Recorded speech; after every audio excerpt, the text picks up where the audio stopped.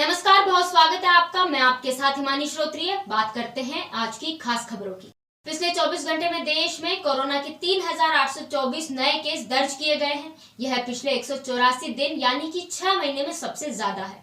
इसके साथ ही active cases की संख्या भी बढ़कर 18,389 हो गई है। इसी बीच वायरस से 5 लोगों की जान भी गई है। देश में मौतों की संख्या बढ़कर 5.30 लाख से ज्यादा हो गई है।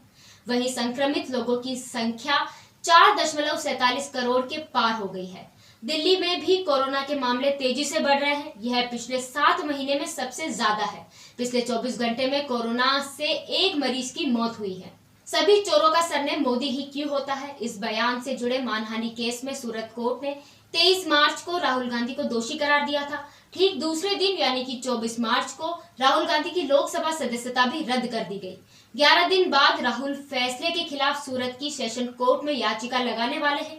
कोर्ट ने राहुल को जेल की सजा और 15,000 जुर्माना लगाया था। कुछ देर बाद कोर्ट ने उन्हें जमानत भी दे दी। साथ ही सजा को 30 दिन के लिए स्थगित कर दिया था, यानी इस दौरान राहुल की गिरफ्तारी नहीं होगी और वे हाई कोर्ट या सुप्रीम कोर्ट में फैसले के खिलाफ याचिका लगा सकते हैं। कमलनाथ ने रविवार को पीसीसी मुख्यालय में प्रेस कॉन्फ्रेंस को संबोधित किया। इस दौरान पूर्व सीएम ने रामनवमी के मौके पर देश के विभिन्न राज्यों में हुई हिंसा के लिए बीजेपी को जिम्मेदार ठहराया। साथ ही बीजेपी के प्रदेश प्रभारी मुरलीधर राव के बयान पर पलटवार करते हुए कहा कि दिग्विजय सिंह सबसे पहले मेरे दोस्त हैं। दरअसल शनिवार को भोपाल में मीडिया से बात करते हुए बीजेपी प्रभारी मुरलीधर राव ने पूर्व सीएम दिग्विजय सिंह पर हमला बोला। राव ने कहा था कि सिंह बीजेपी को जितना बड़ा दुश्मन मानते हैं, उतना बड़ा दुश्मन पाकिस्तान को भी नहीं मानते। दिग्विजय सिंह पाकिस्तान के दोस्त हो गए हैं। राव के इस बयान पर रविवार को कमलनाथ ने करारा पलटवार किया। बिहार में 5 जिलों में रामनवमी की शोभा यात्रा के बाद हिंसा जारी है। नालंदा के बिहार शरीफ और सासाराम में 2 दिनों से फायरिंग और बमबाजी हो रही है। नालंदा में गोली लगने से एक की मौत हुई है। दोनों जगहों पर 38 लोग घायल हुए हैं। भागलपुर और गया में भी विवाद हुआ है। मुंगेर में भी शनिवार की रात मूर्ति विसर्जन को लेकर 2 गुटों में मारपीट और पथराव हुआ।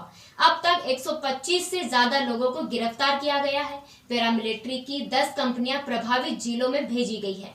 केंद्रीय गृह मंत्री अमित शाह ने हिंसा के बारे में राज्यपाल राजेंद्र अलेंकर से फोन पर बात की। बिहार में आज शाम तक केंद्रीय अर्धसैनिक बल भेज दिए जाएंगे। देश में युवक युवतियों के लिए शादी की न्यूनतम उम्र एक समान यानी कि 21 साल करने का कानून अटक गया है। इस क्रांतिकारी कदम की घोषणा 2020 में हुई थी, लेकिन इस संबंध में लाए गए विधेयक पर विचार कर रही संसद की स्थायी समिति ने अब इसे 2 रिसर्च संस्थाओं को भेज दिया है। Tata institute of social science इसके सामाजिक पहलू पर अध्ययन करेगा, वहीं इंस्टीट्यूट ऑफ रूरल मैनेजमेंट आनंद ग्रामीण पहलू पर विचार करेगा। स्थायी समिति के सूत्रों ने बताया कि यह कानून राजनीतिक, सामाजिक और धार्मिक रूप से उलझा हुआ है, जिनसे जातीय और जनजातीय समीकरण गड़बड़ा सकते हैं। खबरों में बने रहने के लिए ग्रामीण भारत टीवी को सब्सक्राइब कीजिए और बेल आइकॉन दबाना ना भूलें।